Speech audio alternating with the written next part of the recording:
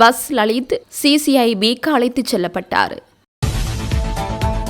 நீதித்துறையின் சுதந்திரத்தை பாதுகாக்க அனைவரும் ஒன்றுபட வேண்டும். நாமல் அழைப்பு.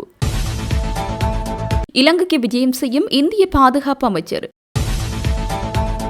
பயிர் இழப்பீட்டுக்காக 3000 மில்லியன் ரூபாய் அதிரடி ஒதுக்கீடு. சர்வதேச நெறிமுறைகளை பின்பற்ற வேண்டும் என்ற அரசாங்கம் சர்வதேச வளைந்த ஆட்கள் தினத்தை ஏன் கொண்டாடுகின்றது? சிவில் சமூக செயற்பாட்டாளர் கேள்வி. மட்டக்களப்பு அம்பாறையில் 4 எரிபொருள் நிரப்பு நிலையங்களின் பல கோடி சொத்துக்களை வீணடித்ததாக 2 அதிகாரிகளுக்கு எதிராக முறைப்பாடு.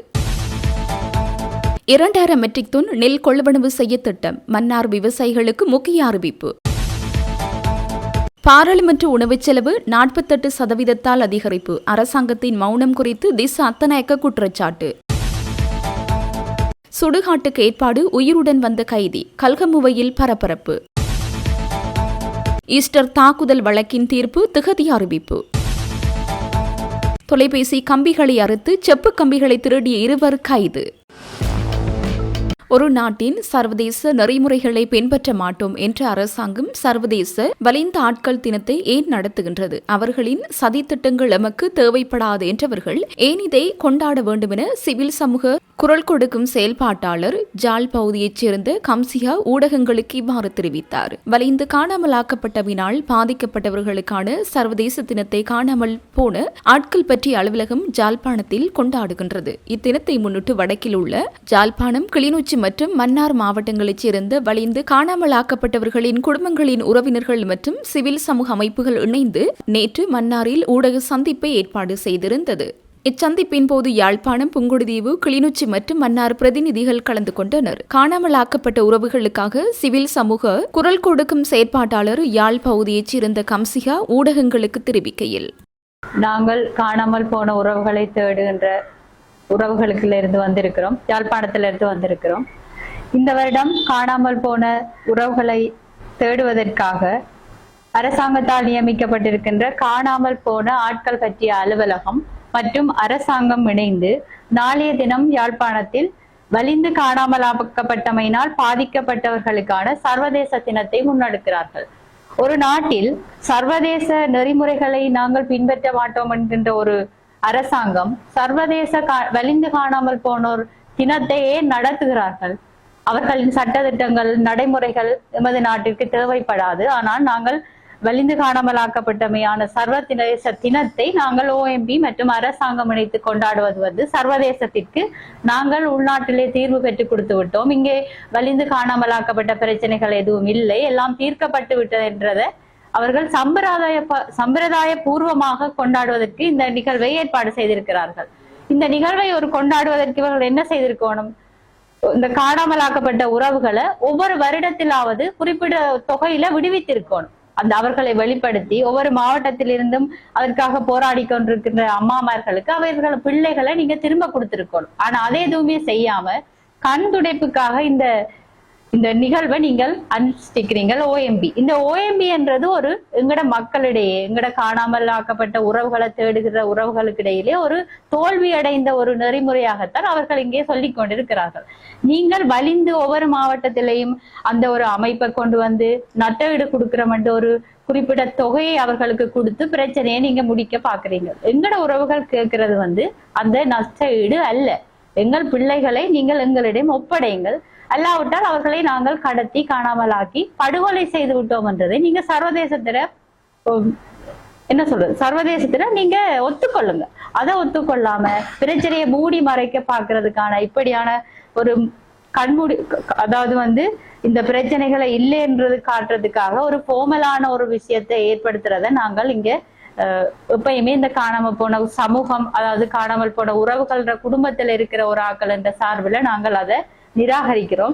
எங்கட உலகளாவிய ரீதியில இருக்கிற எங்கட உறவுகள் புரிஞ்சு கொள்ளணும். காணாமல் போன என்ற விஷயம் நாங்கள் பேப்பர்ல படிக்கிறதோடயோ அல்லது அம்மாக்கள் போராட்டம் ரோட்ல நிக்கிறதோட முடிஞ்சிடல. இங்க ஒவ்வொரு மாவட்டத்திலையும் சிவில் சமூகங்கள் ஒவ்வொருத்தரா முயற்சி செய்து ஒவ்வொரு மாவட்டத்திலையும் காணாமல் ஆக்கப்பட்ட உறவுகள் அவர்கள் எப்போது, எங்கே, யாரால், எந்த சூழ்நிலையில் காணாமல் ஆக்கப்பட்டார்கள் என்ற தரவுகள் சேகரிக்கப்பட்ட புத்தகம் கிளிநொச்சி, வவுனியா மற்றும் மன்னாருக்கு 300க்கும் மேற்பட்ட காணாமலாக்கப்பட்ட உறவுகள் பற்றிய தகவல்கள் அடங்கிய இந்த புத்தகம் சிவில் சமூக அமைப்புகளால உருவாக்கப்பட்டிருக்கு. அப்ப இதெல்லாம் ஒரு போலி இல்லை. இந்த புத்தகத்துக்குள்ள இருக்கிற இந்த பக்கங்கள் ஒவ்வொன்றும் ஒவ்வொரு காணாமலாக்கப்பட்ட உறவுகள வலி வேதனை, அவர்கள் ரத்தமும் சதையுமா பெற்றோர்கள கண்ணீருக்கு மத்தியில காணாமலாக்கப்பட்டிருக்கிற அவர்கள் ஒவ்வொருத்தையும் கதை. இது இங்க இருக்கத்தக்கன நீங்க நஷ்டஈடு கொடுக்குறீங்க, நீங்கள் சர்வதேச வலிந்து காணாமலாக்கப்பட்ட தினத்தை கொண்டாடுறீங்க. எங்களுக்கு தினங்களும் வேண்டாம், நஷ்டஈடும் வேண்டாம். எங்களுக்கு எங்களோட பிள்ளைகள் எங்களோட உறவுகளுக்கு நீங்க என்ன செய்த நீங்கன்றதுக்கான பதில் எங்களுக்கு வேணும். சர்வதேச தினத்தை நீங்க அனுஷ்டிக்கிறதா இருந்தால் நாங்கள் கோருகின்ற வெளிநாட்டு பொறிமுறையும் அதற்கான தனியான ஒரு நீதிமன்றமும் சர்வதேச கண்காணிப்புடன் கூடிய நடவடிக்கையை நாங்கள் கோருறோம். அப்படி ஒரு நாங்கள் இந்த தினங்களையோ எங்கட அம்மாமார்களை கூப்பிட்டு வச்சு கண்துடைப்புக்காக நீங்க செய்யற விஷயங்களையோ நாங்கள் ஒரு நாளும் சம்மதிக்கல. சர்வதேச நியமங்களை மதிச்சு அந்த நிகழ்வை கொண்டாடுற அரசாங்கம் உள்நாட்டு மக்கள் கோருகின்ற சர்வதேச பொறிமுறையை நீங்க நடைமுறைப்படுத்திட்டு நீங்கள் காணாமலாக்கப்பட்டவர்களுக்கு என்ன நடந்ததுன்றதை வெளிப்படுத்துங்க. நீங்க விடுவிச்சாக்கள் பற்றிய தகவல்களை தாருங்க. அதுதான் ஒரு சர்வதேச காணாமலாக்கப்பட்ட தினத்துல காணாமலாக்கப்பட்ட உறவுகளுக்கு நீங்க செய்யற நியாயமான செயலா இருக்கும்ன்றதை நாங்கள் உங்களுக்கு தெரிவித்துக் கொள்கிறோம். அரசியலமைப்பின் 22வது திருத்தத்தை நிறைவேற்றுவதற்கு சர்வஜன வாக்கெடுப்புக்கு செல்லும் தீர்மானத்தை உயர் நீதிமன்றம் அறிவிக்காது என்றால், அரசியலமைப்பின் 22வது திருத்தத்தை நிறைவேற்றுவதற்கு சர்வஜன வாக்கெடுப்புக்கு செல்லும் தீர்மானத்தை உயர் நீதிமன்றம் அறிவிக்காது என்று நீதியமைச்சரால் எவ்வாறு குறிப்பிட முடியும்? நீதித்துறையையும் தனது கட்டுப்பாட்டுக்குள் கொண்டுவர அரசாங்கம் முயற்சிக்கின்றது. நீதித்துறையின் சுதந்திரத்தை பாதுகாப்பதற்கு நாட்டு மக்கள் அனைவரும் ஒன்றிணைய வேண்டும் என ஸ்ரீலங்கா பொதுஜன பெரமுனவின் தேசிய அமைப்பாளரும் பாராளுமன்ற உறுப்பினர் நாமல் ராஜபக்ச தெரிவித்தார். ஸ்ரீலங்கா பொதுஜன பெரமுனவின் காரியாலயத்தில் நடைபெற்ற தொகுதி அமைப்பாளர்களுடனான சந்திப்பின் பின்னர் ஊடகங்களுக்கு கருத்து தெரிவிக்கையில் மேற்கண்டவாறு குறிப்பிட்டார். அவர் மேலும் தெரிவித்ததாவது: நாங்கள் கிராமத்திற்கு கிராமம் சென்று மக்களுடன் கலந்துரையாடுகிறோம். மக்கள் தங்களின் பிரச்சனைகளை எம்முடன் குறிப்பிடுகிறார்கள். அவற்றை நாங்கள் பாராளுமன்றத்தில் வெளிப்படுத்துகிறோம். எதிர்க்கட்சிகள் கிராமத்திற்கு கிராமமாக சென்று அரசியல் கூட்டங்களை நடத்துகின்ற நிலையில் எதிர்வரும் மாதம் 5ஆம் தேதி முதல் மாவட்ட மட்டத்தில் ஜனாதிபதி பொதுக்கூட்டங்களை நடத்துவதாக குறிப்பிடப்படுகிறது. இதுவும் சிறந்தது. ஜனாதிபதி மக்கள் மத்தியில் செல்ல வேண்டும். அப்போதுதான் பல பிரச்சனைகள் பற்றி தெரிய வரும். அரசியலமைப்பின் 22வது திருத்தம் தற்போதைய பிரதான பேசுபொருளாக காணப்படுகிறது. சட்டமூலத்தை சவாலுக்குட்படுத்தி உயர் நீதிமன்றத்தில் அடிப்படை உரிமை மீறல் மனுக்கள் தாக்கல் செய்யப்பட்டுள்ளன. சட்டமூலத்தை நிறைவேற்றுவதற்கு மக்கள் வாக்கெடுப்புக்கு செல்லும் தீர்மானத்தை உயர் நீதிமன்றம் அறிவிக்காது என்று நீதியமைச்சர் குறிப்பிடுகிறார். நீதிமன்றம் தீர்ப்பளிப்பதற்கு முன்னர் நீதியமைச்சர் எவ்வாறு உறுதியாக மக்கள் வாக்கெடுப்புக்கு செல்லும் தீர்மானத்தை நீதிமன்றம் அறிவிக்காது என்று குறிப்பிட முடியும்? இந்த 22வது திருத்தம் ஊடாக அரசாங்கம் நீதித்துறையை கைப்பற்ற முயற்சிக்கின்றது. நாட்டு மக்களுக்காகவே எதிர்க்கட்சிகள் அனைத்தும் இன்று ஒன்றிணைந்துள்ளன. நீதித்துறையின் சுயாதீனம் மற்றும் சுதந்திரத்தை பாதுகாப்பதற்கு அனைவரும் ஒன்றுபட வேண்டும் என்றார். துபாயிலிருந்து இன்று இலங்கைக்கு அழைத்து வரப்பட்ட திட்டமிட்ட குற்றச்செயல்களில் ஈடுபடும் குற்றவாளியும் போதைப்பொருள் கடத்தல்காரருமான லலித் கண்ணகர் என்ற பஸ் லலித் தொடர்பில் போலீசார் விசேட செய்தியாளர் சந்திப்பொன்றை நடத்தியுள்ளனர். அங்கு உரையாற்றிய போலீஸ் ஊடக பேச்சாளர் உதவி போலீஸ் அத்தியட்சகர் எப்சு பூட்லர் 2025ஆம் ஆண்டு அக்டோபர் 25ஆம் தேதி போலீஸ் மாதிபருக்கு கிடைத்த விசேட தகவலுக்கு அமையவே இந்த கைது நடவடிக்கை முன்னெடுக்கப்பட்டதாக தெரிவித்தார். போதைப்பொருள் கடத்தல், மனித கொலை மற்றும் கொலை முயற்சி, பலத்த காயங்களை ஏற்படுத்துதல், கப்பம் கோருதல் மற்றும் சொத்துக்களுக்கு தீ வைப்பு உள்ளிட்ட பல கடுமையான குற்றச்சாட்டுகள் இவருக்கு எதிராக சுமத்தப்பட்டுள்ளதாக அவர் மேலும் குறிப்பிட்டார். சந்தேக நபர் தற்போது மத்திய குற்றப்புலனாய்வு பணிக அதிகாரிகளின் தடுப்பு காவல் உத்தரவின் கீழ் மேலதிக விசாரணைகளுக்காக ஒப்படைக்கப்பட்டுள்ளார். அத்துடன் அவரது சட்டவிரோத சொத்துக்கள் தொடர்பில் சட்டவிரோத சொத்துக்கள் விசாரணை பிரிவினால் விசேட விசாரணைகள் ஆரம்பிக்கப்பட்டுள்ளதாக போலீஸ் ஊடக பேச்சாளர் தெரிவித்தார். மேலும் 2024ஆம் ஆண்டு முதல் இதுவரையிலான காலப்பகுதியில் சர்வதேச போலீசாரின் சிவப்பு எச்சரிக்கை விடுவிக்கப்பட்டிருந்த 42 சந்தேக நபர்களை நாட்டிற்கு அழைத்து வர போலீசாரால் முடிந்துள்ளதாக அவர் சுட்டிக்காட்டினார். அத்துடன் சிவப்பு எச்சரிக்கை விடுக்கப்பட்டுள்ள மேலும் 109 சந்தேக நபர்களை எதிர்காலத்தில் நாட்டிற்கு அழைத்து வர நடவடிக்கை எடுக்கப்பட்டுள்ளதாகவும் அவர் தெரிவித்தார். இது தவிர சிவப்பு எச்சரிக்கை இல்லாத 38 சந்தேக நபர்களும் இதுவரை நாட்டிற்கு அழைத்து வரப்பட்டுள்ளதுடன் எதிர்வரும் சில நாட்களுக்குள் மேலும் சில சந்தேக நபர்களை அழைத்து வருவதற்கான ஏற்பாடுகள் செய்யப்பட்டுள்ளதாக தெரிவித்தார். கடந்த 3 ஆண்டுகளில் தனிநபர்களால் சட்டவிரோதமாக கலைக்கப்பட்ட 3878 மில்லியன் ரூபாய் பெறுமதியான சொத்துக்களை அரசாங்கத்தின் பொறுப்பில் எடுப்பதற்கான தேவையான நடவடிக்கைகள் எடுக்கப்பட்டுள்ளதாக இங்கு வெளிப்படுத்தப்பட்டது. இதற்கமைய 2024 ஆண்டில் 1549 மில்லியன் ரூபாய் பெறுமதியான சொத்துக்கள் அரசாங்கத்திற்கு பெறப்பட்டுள்ளதுடன் 2025 ஆண்டில் மேலும் 1549 மில்லியன் ரூபாய் சொத்துக்களையும் 2026 ஆண்டின் கடந்த சில மாதங்களில் 839 மில்லியன் ரூபாய் சொத்துக்களையும் அரசாங்கத்திற்கு பெறுவதற்கான ஆரம்பகட்ட நடவடிக்கைகள் மேற்கொள்ளப்பட்டுள்ளதாக அவர் தெரிவித்தார். இந்த அனைத்து சொத்துகளும் மேல் நீதிமன்றத்தில் நிலுவையில் உள்ள வழக்கு விசாரணைகளின் பின்னர் முழுமையாக அரசாங்கத்திற்கு பெறப்படும் என்று தெரிவித்தார். நபரொருவர் இறந்துவிட்டதாக போலீசாரினால் உத்தியபூர்வமாக அறிவிக்கப்பட்டு அவரது இறுதிச் சடங்குகளுக்காக அனைத்து ஏற்பாடுகளும் செய்யப்பட்டுக் கொண்டிருந்த வேளையில் இறந்துவிட்டதாக கூறப்பட்டவர் தயாராகி வந்த தனது இறுதிச் சடங்கு வீட்டிற்கே உயிருடன் நடந்து வந்த விசித்திரமான சம்பவம் ஒன்று கல்கமுப கொபன்குளம் கிராமத்திலிருந்து அறிக்கையிடப்பட்டுள்ளது. இவ்வாறு திடீரென தனது வீட்டிற்கு வந்துள்ளவர் கல்கமுப கொபன்குளம் பிரதேசத்தைச் சேர்ந்த DM கீர்த்திசேன என்பவராவார். வாரியப்புல சிறைச்சாலையில் தடுத்து வைக்கப்பட்டிருந்த இவர் சிறைச்சாலையினுள் இறந்துவிட்டதாக நாணேறிய போலீசாரால் அவரது உறவினர்களுக்கு அறிவிக்கப்பட்டுள்ளது. இந்த செய்தியினால் கடும் அதிர்ச்சி அடைந்த உறவினர்களும் கிராம மக்களும் ஒன்றிணைந்து இறுதிச் சடங்கு நடவடிக்கைகளை மேற்கொள்வதற்கு நடவடிக்கை எடுத்திருந்தனர். கிராமம் முழுவதும் துயர பதாதைகள் காட்சிப்படுத்தப்பட்டு இறுதிச் சடங்கு வீட்டிற்கு தேவையான பந்தல்கள் அமைத்தல் மற்றும் தகன கிரியைகளுக்கான அனைத்து ஏற்பாடுகளும் தயார் செய்யப்பட்டுக் கொண்டிருந்த தருணத்தில் அனைவரையும் ஆச்சரியத்தில் ஆழ்த்தி கீர்த்திசேன உயிருடன் வீடு திரும்பியுள்ளார். தனக்காக ஆயத்தமாகி வந்த இறுதிச் சடங்கு வீட்டிற்கே கீர்த்திசேன வந்து சேர்ந்ததை தொடர்ந்து முழு கிராமமும் கடும் பரபரப்பிலும் ஆச்சரியத்திலும் மூழ்கியுள்ளதாக தெரிவிக்கப்படுகிறது. ஈஸ்டர் ஞாயிறு பயங்கரவாத தாக்குதலுக்கு சதித்திட்டம் தீட்டியமை மற்றும் அதற்கு உடந்தையாக இருந்தமை தொடர்பில் 25 பிரதிவாதிகளுக்கு எதிராக கொழும்பு நிரந்தர மூவரடங்கிய மேல் நீதிமன்றத்தில் விசாரிக்கப்பட்ட வழக்கின் தீர்ப்பை செப்டம்பர் மாதம் 22ஆம் தேதி அறிவிப்பதற்கு மூவரடங்கிய மேல் நீதிமன்ற நீதிபதிகள் குழாம் தீர்மானித்துள்ளது. ஈஸ்டர் ஞாயிறு பயங்கரவாத தாக்குதல் சம்பவம் தொடர்பில் சதித்திட்டம் தீட்டியமை உள்ளிட்ட 23,000க்கும் அதிகமான குற்றச்சாட்டுகளின் கீழ் தாக்கல் செய்யப்பட்டுள்ள வழக்கின் பிரதிவாதிகள் தங்களுடைய தற்காப்பு வாதங்களை முன்வைப்பதை கடந்த 17ஆம் தேதி கொழும்பு திரைப்பட மேல் நீதிமன்ற நீதிபதிகள் குழா முன்னிலையில் ஆரம்பிக்க தொடங்கினர். நவரத்ன மாரசிங்க, ராமநாதன் கண்ணன் மற்றும் சுஜீவ நிசங்க ஆகிய நீதிபதிகளை கொண்ட மூவரடங்கிய மேல் நீதிமன்ற நீதிபதிகள் குழா முன்னிலையிலேயே இவ்விசாரணைகள் இடம்பெற்றன. இந்திய பாதுகாப்பு அமைச்சர் ராஜ்நாத் சிங்கின் இலங்கை விஜயம் இடம்பெறும் திகதிகள் உத்தியோகபூர்வமாக அறிவிக்கப்பட்டுள்ளன. இந்திய பாதுகாப்பு அமைச்சின் தகவல்களை மேற்கோள் காட்டி இந்திய ஊடகங்கள் வெளியிட்டுள்ள செய்திகளின்படி எதிர்வரும் செப்டம்பர் 9 மற்றும் 10ஆம் திகதிகளில் பாதுகாப்பு அமைச்சரின் இந்த விஜயம் இடம்பெறவுள்ளது. இரு நாடுகளுக்கும் இடையிலான பாதுகாப்பு ஒத்துழைப்பை வலுப்படுத்துவதே இந்த விஜயத்தின் நோக்கம் என குறிப்பிடப்பட்டுள்ளது. இந்த விஜயத்தின் போது இந்திய பாதுகாப்பு அமைச்சர் ராஜ்நாத் சிங், ஜனாதிபதி அனுரகுமார திசநாயக்க, பிரதமர் கலாநிதி ஹரிணி அமரசூரிய மற்றும் பாதுகாப்பு அமைச்சின் செயலாளர் சம்பத் துயகொந்த ஆகியோரை சந்திக்க உள்ளார். கடந்த ஆண்டு இந்திய பிரதமர் நரேந்திர மோடியின் இலங்கை விஜயத்தின் போது கையெழுத்திடப்பட்ட இந்திய பாதுகாப்பு ஒத்துழைப்பு ஒப்பந்தத்தை நடைமுறைப்படுத்துவது தொடர்பாக இந்த விஜயத்தின் போது மறு ஆய்வு செய்யப்படும் என இந்திய ஊடகங்கள் தெரிவிக்கின்றன.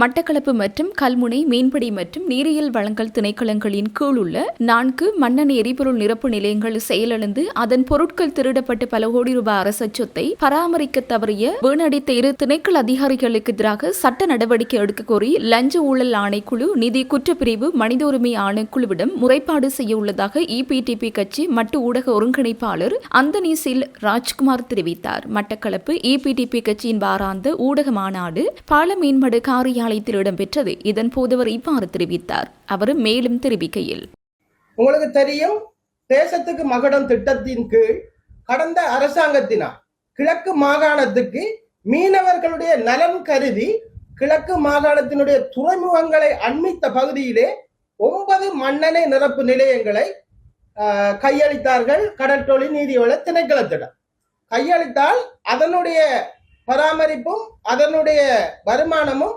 மீனவர் சங்கத்துக்கு தான் என்பதனை எஃபாட்டினுடைய சுற்றறிக்கை தெளிவாக சுட்டிக்காட்டுகின்றது. சுற்று நிறுவனத்துக்கு அமைவாக அந்தந்த பிரதேசத்தில் இருக்கின்ற மண்ணெண்ணெய் நிரப்பு நிலையத்தினுடைய வருமானம் வாடகைக்கு கொடுத்தாலும் அது மீனவர் சங்கத்தினுடைய வளர்ச்சிக்காகத்தான் கொடுக்கப்பட்டிருக்கின்றது.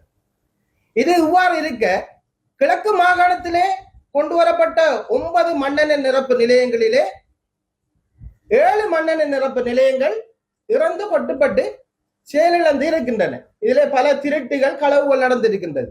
இதிலே முதலாவதாக கல்லாத்தில் இருக்கின்ற மண்ணெண்ணெய் நிரப்பு நிலையத்தினுடைய பம் திருடப்பட்டிருக்கின்றது.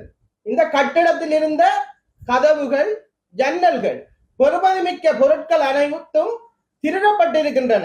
இந்த திருடப்பட்ட பொருட்கள் சம்பந்தமாக கடற்றொழில் நீரியவள திணைக்களத்தினுடைய பணிப்பாளராயிருந்த முன்னாள் பணிப்பாளராயிருந்த ருக்சான் குரு இப்போது கல்முனைக்கு இடமாற்றம் பெற்று சென்றிருக்கின்றார்.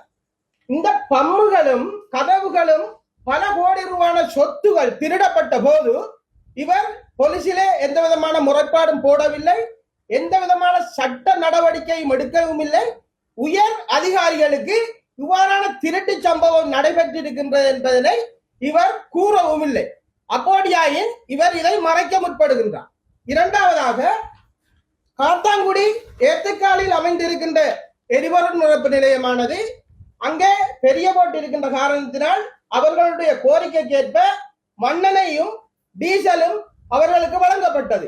2 பம்களும் 2 டேங்களும் வழங்கப்பட்டு பல கோடி சொத்துகள் வீண்விரயமாக்கப்பட்டிருக்கின்றது. இந்த வீண்விரயமாக்கப்பட்ட போது உதவி பணிப்பாளராயிருந்த ருக்சான் குருஸ் என்பவர் இது வீண்விரயமாக்கப்படுகின்றது, சேதமாகின்றது என்பதற்கு எந்த விதமான நடவடிக்கையும் எடுக்காமல் இன்று இரும்புக்கு கூட விற்கலாத நிலையிலே அரசாங்கத்தினுடைய பல கோடி சொத்துக்கள் வீணடிக்கப்பட்டிருக்கின்றன. மூன்றாவதாக நிந்தவூர்ல அமைக்கப்பட்ட மண்ணெண்ணெய் நிரப்பு நிலையத்தினுடைய பம்புகளும் இப்போதைய நிலையிலே திருடப்பட்டிருக்கின்றது. அப்போதைய காலங்களிலே மட்டக்களப்பு மாவட்டத்தில் இப்போதைய பணிப்பாளராக இருக்கின்ற சிவரஞ்சன் என்பவர் தான் கல்முனையில இருந்தார். கல்முனையில் இருக்கும் போது 2 எரிபொருள் நிரப்பு நிலையங்களையும் அவர் இருந்த காலத்திலே இயக்குவதற்காக முயற்சி செய்யவும் இல்லை. இந்த களவாடப்பட்டது சம்பந்தமாக அவர் மேலதிகாரிகளுக்கு அறிவிக்கவும் இல்லை. போலீசில் அவரும் முறைப்பாடு செய்யவும் இல்லை. அதே போன்று பாலமுனை, மட்டக்களப்பு பாலமுனை அல்ல, அக்கரப்பத்து கங்கால இருக்கிற பாலமுனை, நிந்தவூர் கங்கால இருக்கிற பாலமுனையிலும் இன்னும் ஒரு மண்ணெண்ணெய் நிரப்பு நிலையம், பல கோடி சொத்துகள் அளிக்கப்பட்டு வீண்விரயமாக்கப்பட்டிருக்கின்றன. இந்த கடற்தொழில் நீரியவள உதவி பணிப்பாளர் இருவர்களுக்கு எதிராக இன்று நான் லஞ்ச ஒழிப்பு ஆணைக்குழுவிலே முறைப்பாடு ஒன்றை பதிவு செய்கின்றேன்.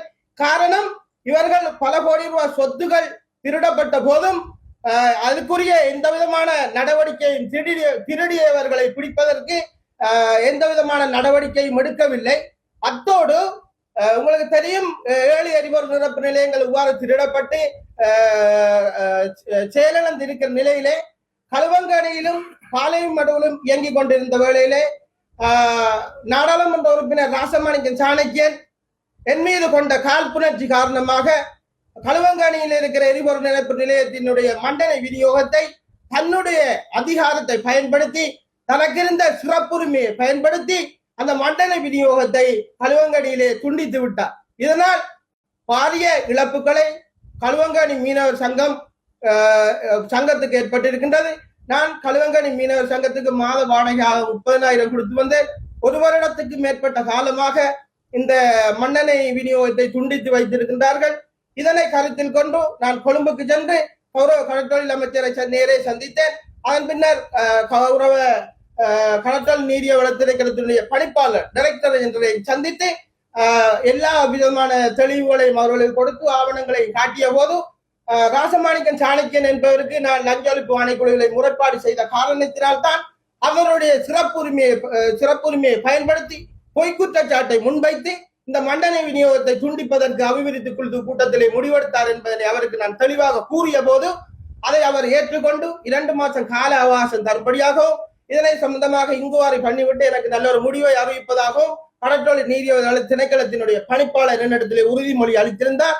அதன் பின்னர் 2025 10ஆம் மாதம் 29ஆம் தேதி மீண்டும் களுவங்கணி எரிபொருள் நிரப்பு நிலையத்தினுடைய மண்ணெண்ணெய் விநியோகத்தை வளமைக்கு கொண்டு வருமாறு கடற்றொழில் நீரியவள திணைக்களத்தினுடைய உதவி பணிப்பாளராக தற்போது இருக்கிற சிவரஞ்சன் என்பவருக்கு அவர் எழுத்து மூலமாக ஒரு ஆவணத்தை அனுப்புகின்றார். எனது வீட்டுக்கும் எழுத்து மூலமான ஒரு ஆவணத்தை அனுப்புகின்றார். இந்த களுவங்கணி எரிபொருள் நிரப்பு நிலையத்தை நான் கையேற்றும் போது அங்க மின்சாரம் கூட இல்லை.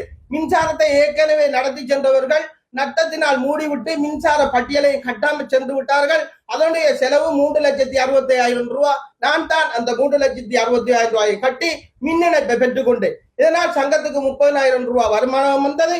மீனவர்களுக்கான மண்ணெண்ணெய் பெறுவதிலும் அவர்களுக்கு சிரமம் இல்லாமல் நடத்தி கொண்டிருந்தேன்.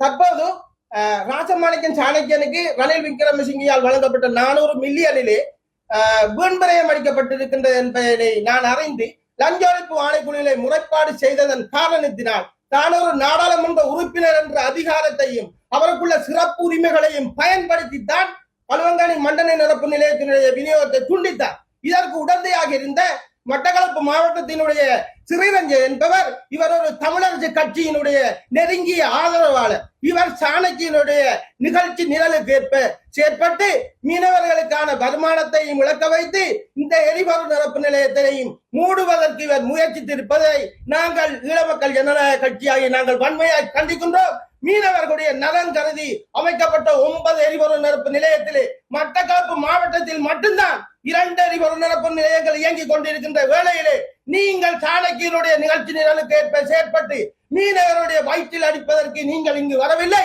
நீங்கள் கடற்றொழில் நீரியவள திணைக்களத்தினுடைய பணிப்பாளர் என்பதனை மறந்துவிடக் கூடாது. நீங்கள் சாணக்கியனுக்கு பணிப்பாளர் அல்ல, நீங்கள் மீனவர்களுடைய பணிப்பாளர் என்பதனை நீங்கள் மனதில் நிறுத்த வேண்டும். இந்த மண்டனை நிரப்பு நிலையத்தினை மண்டனை விநியோகத்தினை நீங்கள் துண்டித்திருப்பது பாரிய மனித உரிமை மீறல் என்பதனை நீங்கள் உணராமல் இருக்கின்றீர்கள். உணர்த்த வேண்டிய காலம் எங்களுக்கு இருக்கின்றது. அதனால் இன்று நாங்கள் உங்களுக்கு லஞ்ச ஒழிப்பு ஆணைக்குழுவிலும் தற்போதைய கடத்தொழில் நீதிவள திணைக்களத்தினுடைய உதவி பணிப்பாளராக இருக்கின்ற சாணக்கியனுடைய ஆதரவாளராக இருக்கின்ற ஸ்ரீ ரஞ்சன் என்பவருக்கும் முன்னாள் கடத்தொழில் நீதிவள திணைக்களத்தினுடைய பணிப்பாளராக இருந்து மண்ணெண்ணெய் விநியோகத்தை துண்டித்து சென்ற ருக்சான் குரிஸ் என்பவருக்கும் லஞ்ச ஒழிப்பு ஆணைக்குழுவிலே இன்றைக்கு முறைப்பாடு செய்கின்ற நாளைய தினமானது ஸ்ரீரஞ்சன் என்பவருக்கு மனித உரிமை ஆணைக்குழுவிலே முறைப்பாடு செய்கின்ற 27ஆம் தேதி சிஐடியிலும் வெப்சிஐடியிலும் அவருக்கு எதிராக முறைப்பாடு செய்து இந்த மோசடி, இந்த அரச சொத்தை வீண்பிரயமாக்கியது, அரச சொத்தை திருடி சென்ற போது அதற்குரிய நடவடிக்கை எடுக்காமல் இருந்த சம்பந்தமாக இவர்களுக்கு சட்ட நடவடிக்கை எடுக்க வேண்டும் என்றும், அத்தோடு கடந்த கால ஆட்சியிலே அரசியல்வாதிகளுடைய கதைகளை கேட்டு மக்களை பழிவாங்கியவர்களுக்கு இன்று என்ன நடந்து கொண்டிருப்பது என்பதனை இந்த 2 அரச அதிகாரிகளும் கடற்றொழில் நீதிவள திணைக்களத்திலே உதவி பணிப்பாளராகிய ஸ்ரீரஞ்சனும் கடற்றொழில் நீதிவள திணைக்களத்தினுடைய உதவி பணிப்பாளராக இருக்கின்ற ருக்சான் குருசும் உணர்ந்து கொள்ள வேண்டும். உணர்த்துவதற்காகவே நாங்கள் இந்த நடவடிக்கையை எடுத்துள்ளோம் என்பதனை நான் கூறிக்கொள்கின்றேன். அத்தோடு இந்த தொடர்ச்சியாக பாளையமொழியிலே சிறப்புற இயங்கிக் கொண்டிருக்கின்றது. புத்தக உரிமையாளராகிய நான் மீனவருடைய குடும்பத்தினே மரணம் ஏற்படும் போது எனது சொந்த நிதியிலே 10,000 ரூபாய் அவர்களுக்கு கொடுக்கின்றேன். இந்த 10,000 ரூபாயை கொடுக்க அரசாங்கத்தால் கூட முடியாது. ஆனால் நான் நோய்வாய்ப்பட்டு அவருடைய குடும்பத்தில் யார் இருந்தாலும் மீனவர்கள் இருந்தாலும் நான் 10,000 ரூபாயை கொடுத்து இந்த பாளையமொழியிலே மிகவும் சிறப்பாக இயங்கிக் கொண்டிருக்கின்ற மண்ணெண்ணெய் நிலையத்தினையும் அடுத்த கட்டமாக சாணக்கியன் மூடுவதற்கு முயற்சி செய்கின்றார். இதற்கு உடந்தையாக மட்டக்களப்பு மாவட்டத்தினுடைய தற்போதைய உதவி பணிப்பாளர் ஸ்ரீரஞ்சன் இருந்து கொண்டிருக்கின்றார். இதை நாங்கள் வன்மையாய் கண்டித்து இதற்கு சட்ட நடவடிக்கை எடுப்பதற்காக லஞ்ச ஒழிப்பு ஆணைக்குழுவையும் மனித உரிமை ஆணைக்குழுவையும் சிஐடியினரையும் நாட இருக்கின்றோம். இவர்களுக்கு இது ஒரு படிப்பினையாய் அமைய வேண்டும் என்ற காரணத்திற்காகத்தான் நாங்கள் இவ்வாறு செய்கின்றோம். இன்று கல்லாத்தில் இருக்கின்ற எரிபொருள் நிரப்பு நிலையத்திலே பம்பெல்லாம் திருடி சென்ற போது இரவு வேளையிலே அங்க தகாத உறவுகள் அந்த கட்டடத்துக்குள் நடைபெற்றுக் கொண்டிருக்கின்றன. இவையெல்லாம் பார்த்து கொண்டிருக்கின்ற ஸ்ரீரஞ்சன் என்பவர் சாணக்கியனுடைய நிகழ்ச்சி நிரலுக்கு ஏற்ப செயற்பட்டு இங்கு இயங்கிக் கொண்டிருக்கின்ற 2 எரிபொருள் நிரப்பு நிலையத்தினையும் மூடுவதற்கு முயற்சி செய்கின்றார். இவர்களுக்கு வேறு செக்டுகளில் இருந்து மீனவர்களுக்கான எரிபொருள் நிரப்பு நிலையத்தினை மூடுவதற்கு லஞ்சம் வழங்குகிறார்களோ என்ற சந்தேகம் எங்களுக்கு இருக்கின்றது. அதனால் துரித விசாரணையை மேற்கொள்ளுமாறு நாங்கள் இன்று லஞ்ச ஒழிப்பு ஆணைக்குழுவையும் எஃப்சிஐடியினரையும் மனித உரிமை ஆணைக்குழுவினையும் நாட உள்ளோம் என்பதனை தெரிவித்துக் கொள்கின்றோம். மன்னார் மாவட்டத்தில் முருங்கன் மற்றும் ஆட்காட்டி வழியில் உள்ள நெல் சந்தைப்படுத்தல் சபையினரின் களஞ்சிய சாலைகள் ஊடாக நெல் கொள்வனவு செய்ய நடவடிக்கைகள் மேற்கொள்ளப்பட்டு வருகின்றன. நெல் சந்தைப்படுத்தல் சபையின் ஊடாக 2000 மெட்ரிக் டன் அளவிலான நெல்லை கொள்வனவு செய்வதற்குரிய நடவடிக்கைகள் மேற்கொள்ளப்பட்டு வருவதாக மன்னார் மாவட்ட அரசாங்க அதிபர் கனகேஸ்வரன் தெரிவித்தார். மன்னார் மாவட்ட செயலகத்தில் நடைபெற்ற ஊடக சந்திப்பில் கலந்து கொண்டு கருத்து தெரிவிக்கையிலே இவ்வாறு தெரிவித்தார். அவர் மேலும் தெரிவிக்கையில் மன்னார் மாவட்டத்தில் நெற்செய்கை மிகவும் முக்கியத்துவம் பெற்ற ஒன்றாக ஒன்றாக காணப்படுகிறது. கடந்த டிட்பா புயல் காரணமாக மன்னார் மாவட்ட விவசாயிகள் ஜனவரி மாதத்திற்கு பின்னரே செய்கை மேற்கொண்டு அதற்குரிய அறுவடைகளை மார்ச் மற்றும் ஏப்ரல் மாதங்களில் மேற்கொண்டிருந்தார்கள். அதன் பின்னர் அவர்கள் இந்த வருடத்திற்குரிய சிறுபோக செய்கையும் மேற்கொண்டிருக்கிறார்கள். இந்த வருடம் ஜனவரிக்கு பின் விதைத்த விவசாயிகளின் 3000 மெட்ரிக் டன் அளவிலான சிவப்பு சம்பா மற்றும் ஆட்டக்காரி போன்ற நெல் இனங்களும் மன்னார் மாவட்டத்தில் விவசாயிகளினால் பேணி பாதுகாத்து வரப்படுகிறது. இதனையும் நாங்கள் நியாயமான விலையில் அவர்களுக்கு பெற்றுக் கொடுக்க வேண்டிய நிலைமை காணப்படுகிறது. தற்போது அரசாங்கத்தின் நடவடிக்கை காரணமாக நாட்டு அரிசியின் விலை 120 ரூபாய், சம்பா அரிசியின் விலை 130 ரூபாவுக்கு கொள்வனவு செய்வதற்கு உரிய ஏற்பாடுகள் செய்யப்பட்டிருக்கின்றன. அதேபோல கீரை சம்பாவாக இருந்தால் 140 ரூபாவுக்கு கொள்வனவு செய்வதற்குரிய நடவடிக்கைகள் எடுக்கப்பட்டிருக்கின்றன. தற்போது நெல் சந்தைப்படுத்தல் சபையின் ஊடாக 2000 மெட்ரிக் டன் அளவிலான நெல்லை கொள்வனவு செய்வதற்குரிய நடவடிக்கைகள் மேற்கொள்ளப்பட்டு வருகின்றன. முருங்கன் மற்றும் ஆட்காட்டி வெளியில் உள்ளவர்களது களஞ்சியங்கள் ஊடாக நெல் சந்தைப்படுத்தல் சபையினரால் நெல் கொள்வனவு நடவடிக்கைகள் மேற்கொள்ளப்பட்டு வருகின்றன. ஏற்கனவே 250 மெட்ரிக் டன் அளவில் நெல்லை அவர்கள் கொள்வனவு செய்திருக்கிறார்கள். இன்னும் 1750 மெட்ரிக் டன் அளவில் கொள்வனவு அவர்கள் செய்ய இருக்கிறார்கள். இதனை விட தற்போது மன்னார் மாவட்டத்தில் உள்ள கூட்டுறவு சங்கங்கள் அதேபோன்று சிறிய மற்றும் நடுத்தர அளவிலான மில் உரிமையாளர்கள் ஒவ்வொருவருக்கும் 25 மில்லியன் ரூபாய் நிதி வழங்கி அவர்கள் ஊடாகவும் விவசாயிகளிடம் உள்ள நெல்லை கொள்வனவு செய்வதற்குரிய நடவடிக்கை எடுக்கப்பட்டு வருகின்றன. அந்த வகையில் நேற்றைய தினம் 4 நெல் உரிமையாளர்கள் வருகை தந்து தமது உடன்படிக்கையை கையொப்பமிட்டு இருக்கிறார்கள். அவர்களுக்கு உடனடியாக நிதி விடுவிக்கப்பட்டு அவர்கள் ஊடாகவும் தற்பொழுது விவசாயிகளிடம் உள்ள நெல்லை கொள்வனவு செய்வதற்குரிய நடவடிக்கைகள் எடுக்கப்பட்டிருக்கின்றன. அதனைவிட விசேட ஏற்பாடாக மன்னாரில் விளைவிக்கப்படுகின்ற சிவப்பு சம்பா மற்றும் ஆட்டக்காரை நெல் இனங்கள் யாழ்ப்பாண மாவட்ட மக்களின் பிரதான உணவாக இருப்பதன் காரணமாக அங்குள்ள மில் உரிமையாளர்கள் மன்னார் மாவட்டத்திற்கு வருகை தந்து அந்த நெல்லை கொள்வனவு செய்வதற்குரிய நடவடிக்கைகள் யாழ்ப்பாண மாவட்ட செயலகத்தின் ஊடாக மேற்கொள்ளப்பட்டு வருகின்றது. எனவே யாழ்ப்பாண மாவட்ட மில் உரிமையாளர்கள் தொடர்பு கொண்டு மன்னாரில் நெல் கொள்வனவு செய்வதற்கு வழிவகை செய்யப்பட்டிருக்கிறது.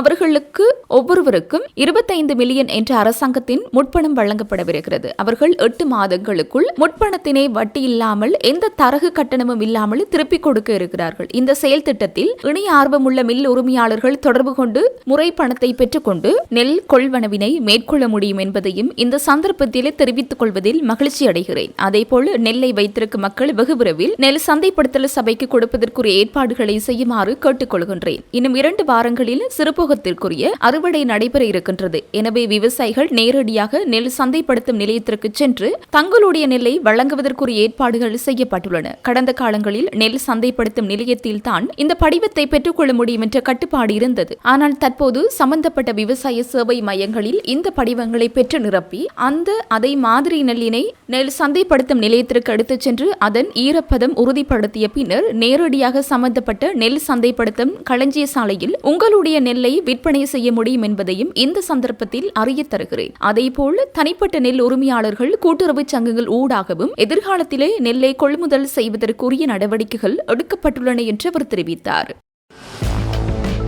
எதிர்காலத்தில் ஆட்சியை கைப்பற்ற கனவு காண்பவர்கள் பெற்றோர் ஆட்சி காலத்தில் அனுபவித்த பழைய சலுகைகள் இனி ஒருபோதும் கிடைக்காது என்பதை உணர்ந்து கொள்ள வேண்டும். அதேவேளை மக்களுக்கு பொறுப்பு கூறும் வகையில் தற்போதைய அரசாங்கத்தை விட மிகச்சிறந்த நிர்வாகத்தை வழங்கக்கூடிய ஒரு அரசியல் தரப்பினரால் மட்டுமே இனி இலங்கையில் ஆட்சியை மேற்கொள்ள முடியும் என கைத்தொழில் மற்றும் தொழில் முயற்சி ஆண்மை அமைச்சர் சுனில் ஹந்துநெத்தி தெரிவித்துள்ளார். மாத்தறை அதுரகிரிய பிரதேசத்தில் நடைபெற்ற விசேட மக்கள் சந்திப்பு நிகழ்வில் கலந்து கொண்டு உரையாற்றும் போது அவர் இதனை குறிப்பிட்டார். அவர் மேலும் உரையாற்றுகையில் கடந்த காலங்களில் நாட்டில் நிலவி வந்த பணப்பலத்தை பயன்படுத்தி பாராளுமன்றத்திற்கு சென்ற பழைய அரசியல் கலாச்சாரம் இனி நடைபெறாது என்பதை மக்கள் தெளிவுபடுத்தியுள்ளனர். முன்னைய ஆட்சிகளில் குறிப்பிட்ட சில குடும்பங்களும் அவர்களின் நண்பர்களும் அதிகாரத்தையும் சிறப்பு சலுகைகளையும் தங்களுக்குள்ளேயே பகிர்ந்து அனுபவித்து வந்ததோடு தாங்கள் செய்த தவறுகளுக்கு ஒருபோதும் சட்டத்தின் முன் தண்டனை கிடைக்காது என்று நம்பியிருந்தனர். ஆனால் தற்போதைய நிலைமை மாறியுள்ளது. நாட்டில் சட்டம் அனைவருக்கும் சமமாக மாறியுள்ளது.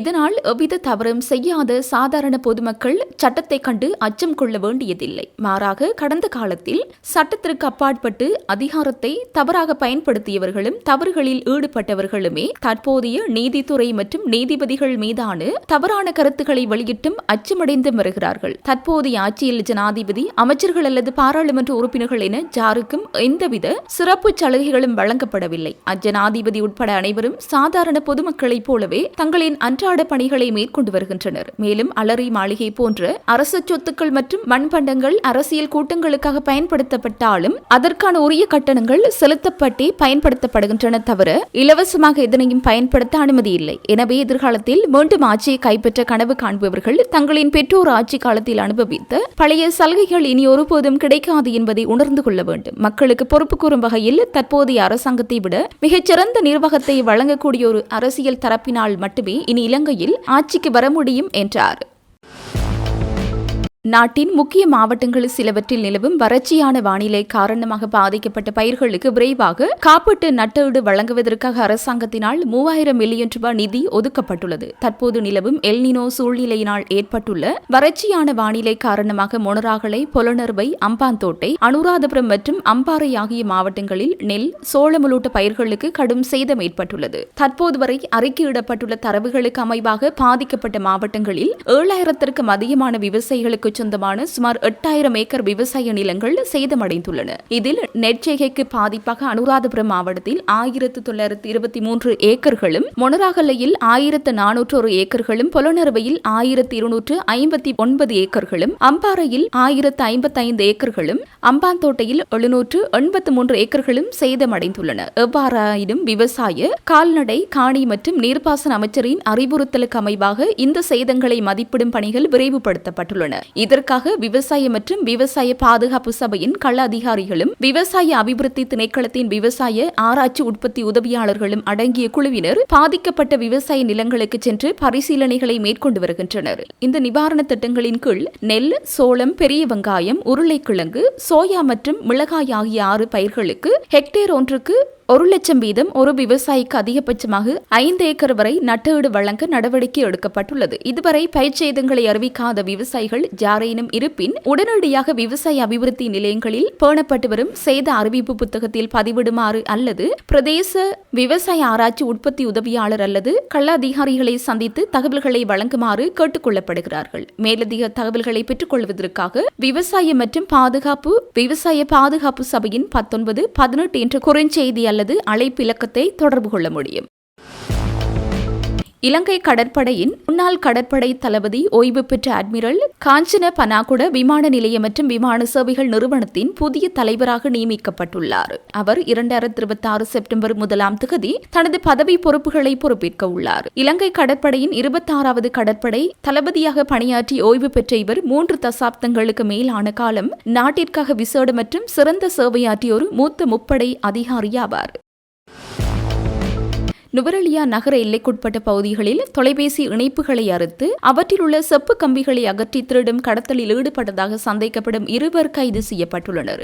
நுவரெலியா போலீசாரால் இந்த சந்தேக நபர்கள் கைது செய்யப்பட்டுள்ளனர். நுவரெலியா மேலேரி வீதி மற்றும் சந்ததென உள்ளிட்ட பகுதிகளில் கடந்த 5 மாத கால பகுதியில் தொலைபேசி இணைப்பு கம்பிகளை அறுத்து செப்பு கம்பிகளை திருடியமை தொடர்பில் 5 சந்தர்ப்பங்களில் போலீசாருக்கு கிடைத்த முறைப்பாடுகளின் அடிப்படையில் மேற்கொள்ளப்பட்ட விசாரணைகளின் போதே இந்த சந்தேக நபர்கள் அடையாளம் காணப்பட்டனர். சந்தேக நபர்களை கைது செய்த போது கம்பிகளில் இருந்து அகற்றப்பட்டதாக சந்தேகப்படும் 3 கிலோகிராம் செப்பு கம்பிகள், 344 அடி செப்பல்லாத கம்பிகள், செப்பு கம்பிகள் அகற்றப்பட்டிருந்த ரப்பர் உரைகளின் தொகுதி மற்றும் கம்பிகளை அறுப்பதற்காக பிரத்யேகமாக தயாரிக்கப்பட்டதாக சந்தேகிக்கப்படும் 2 கத்திகளின் பண போலீசாரால் கைப்பற்றப்பட்டுள்ளன. கைது செய்யப்பட்டவர்கள் கந்தப்பளை மற்றும் ஹாலியல பிரதேசங்களைச் சேர்ந்த 40 மற்றும் 30 வயதுடைய இருவர் ஆவார். கைப்பற்றப்பட்ட செப்பு மற்றும் செப்பில்லாத கம்பிகளின் பெறுமதி இதுவரை கணக்கிடப்படவில்லை என்பதுடன் நீதிமன்றத்தில் ஆஜர்படுத்திய பின்னர் அவற்றின் பெறுமதியை கணக்கிடுவதற்கு தேவையான நடவடிக்கைகள் எடுக்கப்பட உள்ளதாக போலீசார் தெரிவித்தனர். கைது செய்யப்பட்ட 2 சந்தேக நபர்களையும் நேற்று நுவரெலியா நீதவான் நீதிமன்றத்தில் ஆஜர்படுத்திய பின்னர் எதிர்வரும் ஆகஸ்ட் 31 வரை விளக்கமறியலில் வைக்குமாறு நுவரெலியா நீதவான் புத்திக தர்மதாச உத்தரவிட்டுள்ளார். இச்சம்பவம் தொடர்பில் நுவரெலியா போலீசார் மேலதிக விசாரணைகளை மேற்கொண்டு வருகின்றனர். பாராளுமன்ற உறுப்பினர்களுக்கான உணவு மற்றும் பானங்களுக்கான செலவினங்கள் 48% அதிகரித்துள்ள போதிலும் அரசாங்கம் அதனுடன் தொடர்புடைய அமைச்சர்களும் எந்தவித பதிலும் அளிக்காமல் மௌனம் காத்து வருவதாக ஐக்கிய மக்கள் சக்தியின் தேசிய அமைப்பாளர் திஸ் அத்தநாயக்க குற்றம் சாட்டியுள்ளார். கொழும்பில் உள்ள ஐக்கிய மக்கள் சக்தி அலுவலகத்தில் நடைபெற்ற ஊடகவியலாளர் சந்திப்பில் இதனை தெரிவித்தவர் மேலும் குறிப்பிடுகையில், கடந்த சில நாட்களாக ஊடகங்களில் பாராளுமன்றத்தின் உணவு மற்றும் பானங்களுக்கான செலவுகள் குறித்து பல செய்திகள் வெளியாகியிருந்தன. 2025ஆம் ஆண்டுக்கான பாராளுமன்றத்தின் வருடாந்த செயல்திறன் அறிக்கையின்படி உணவு மற்றும் பானங்களுக்கான செலவு 48% அதிகரித்து 24.7 கோடி ரூபாவை கடந்துள்ளது. இதில் குடிநீர் போத்தல்களுக்காக மட்டும் சுமார் 2 லட்சம் ரூபாய் வரை செலவிடப்பட்டுள்ளது. தினசரி உணவு உட்கொள்பவர்களின் எண்ணிக்கை 1200 வரை உயர்ந்துள்ளதுடன் விருந்தினர்களுக்கான உணவு செலவு 109% அதிகரித்துள்ளது. கடந்த காலங்களில் தேசிய மக்கள் சக்தியினர் பாராளுமன்ற உணவகத்தின் செலவுகள் குறித்து கடுமையாக பேசி வந்தனர். தாங்கள் ஆட்சிக்கு வந்தால் பாராளுமன்ற உணவகத்தை மூடிவிட்டு வீட்டிலிருந்து உணவுப் பொட்டலங்களை கொண்டு வந்து உட்கொள்வோம் என்றும் மக்கள் பணத்தை சேமிப்போம் என்றும் கூறினார்கள். ஆனால் இன்று அவர்கள் ஆட்சியில் இருக்கும் போது 24.7 கோடி ரூபாவை பாராளுமன்ற உணவுக்காக செலவிட்டிருப்பது எந்த வகையில் நியாயமாகும்? கடந்த கால அரசாங்கங்கள் மக்களின் வரிப்பணத்தை வீணடித்ததாக குற்றம் சாட்டிய இந்த அரசாங்கம் இன்று முந்தைய காலங்களை விட 2 மடங்குக்கும் அதிகமாக உணவுகளை செலவிட்டுள்ளது. இன்று இதற்கு அரசாங்கத்தினால் முறையான பதில் அளிக்க முடியாது என்பதாலேயே அமைச்சர்கள் அனைவரும் முற்றிலும் மௌனம் காத்து வருகின்றனர். 22வது அரசியலமைப்பு திருத்தத்தின் போதும் தமிழ் மற்றும் முஸ்லிம் அரசியல் கட்சிகளின் தலைவர்களுடன் எதிர்க்கட்சித் தலைவர் முறையான கலந்தாலோசனைகளை நடத்தி அனைத்து கட்சிகளையும் ஒருங்கிணைத்து செயற்பட்டு வருகின்றார். நாமல் ராஜபக்ச கூட சஜித் பிரேமதாசவை உத்தியபூர்வ எதிர்க்கட்சித் தலைவராக ஏற்றுக்கொண்டு அவர் அழைக்கும் கூட்டங்களில் பங்கேற்பதாக தெரிவித்துள்ளார். எனவே எதிர்க்கட்சிகளுக்குள்ளே அல்லது எதிர்க்கட்சி தலைவரின் தலைமைத்துவத்திலோ எந்த பிரச்சனையும் இல்லை என்றார்.